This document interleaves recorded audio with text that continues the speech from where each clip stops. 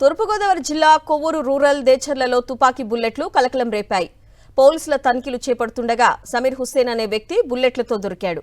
నిందితుడు సమీర్ హుస్సేన్ నుంచి 9mm బుల్లెట్లు, 9 108mm బుల్లెట్లు 6 స్వాధీనం చేసుకున్నారు.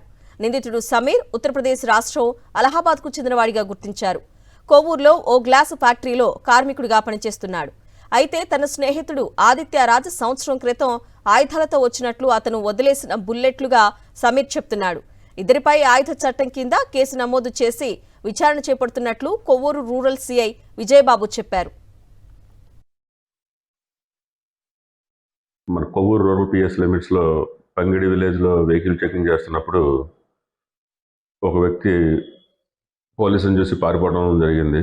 సో అతను చేజ్ చేసి పట్టుకుంటే అతని దగ్గర సస్పిషియస్గా ఒక 16 live ammunition 0.9mm 0.8mm ammunition దొరికింది.